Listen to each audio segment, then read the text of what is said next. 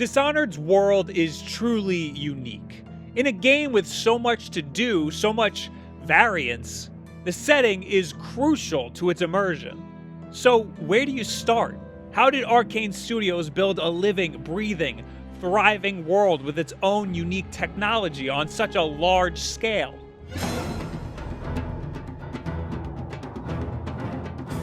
Every detail serves a deeper purpose. That's how you build a world. You don't build singular objects. Every object, every person, every building, they all affect each other's design.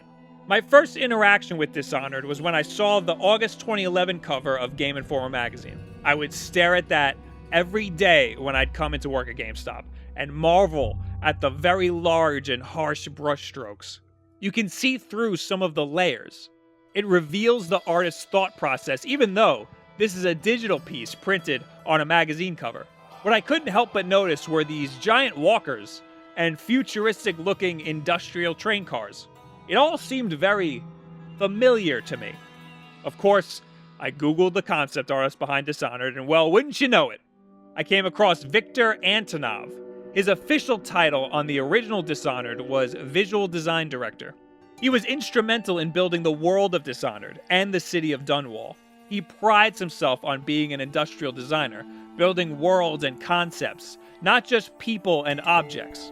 Antonov has a degree from the Art Center College of Design in Pasadena for transportation design of all things. Setting is most important to him, as you can probably tell. It's this passion for industrial design and attention to detail that fills out a world like this. It makes a totally surreal science fiction city believable. In an interview recorded by Explosive Allen Productions, Antonov says, "In terms of who can make a city, and how can you make a city, well, that was a privilege reserved to dictators, kings, and big rulers. Nobody can design a city anymore, except for in the video game industry."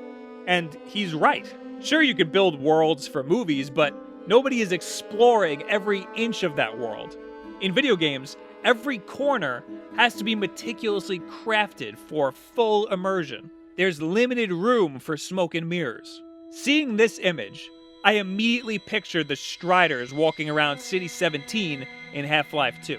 The vehicles and science fiction architecture remind me a lot of the Combine architecture, and the way it contrasts against the run-down, real-world architecture. City 17 is another city with its own character, its own infrastructure and backstory. Turns out, Viktor Antonov is the guy that designed City 17. He's the reason a lot of this world looks like Half-Life, even though he tries to distance himself from that. Developers at Arcane mentioned Half-Life to him and wanted him to bring that sort of immersion into Dishonored.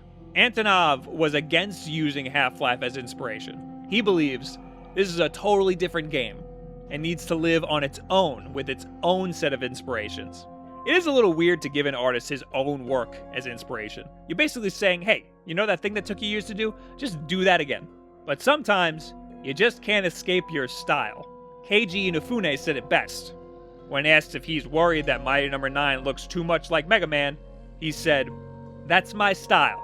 I can't help it. That can't be changed. It is what it is." There are some things that probably could have been changed about that game, but anyway, Viktor Antonov states that his medium as an industrial designer is mainly light, architecture, and composition. It's why we see a lot of simple shapes and complex line work. These concept paintings are mostly painted in stark blacks and harsh whites. The running theme here is contrast. Juxtaposition, if you really want to hear me say that word. That theme even goes as deep as taking this modern-looking architecture and these complex technologies and placing them in a somewhat realistic Victorian setting. Victorian architecture has a lot of triangles and round arches. Lots of frills. It's gaudy. Antonov's made-up science fiction architecture is flat. Lots of rectangles and thick lines. Sometimes there's hard angles, but not a lot of triangles or round shapes. This is his style. And you know what? It works out great for him. Keep doing what you're doing, buddy. It's fascinating to me how much goes into something like this, and it's so easily overlooked. Somebody had to pull years of history, art and architecture, infrastructure, just pull it out of thin air and put it into the game. It's truly amazing work. It's playing God, and that's only an experience video games can provide. So what do you guys think about the city of Dunwall, the world of Dishonored, and its industrial design? What do you think about its comparisons to City 17? You can leave it right here in the comments below. And if you like this video, there's a little button for that. It's right here under the video. It's right there. You can just click on right there.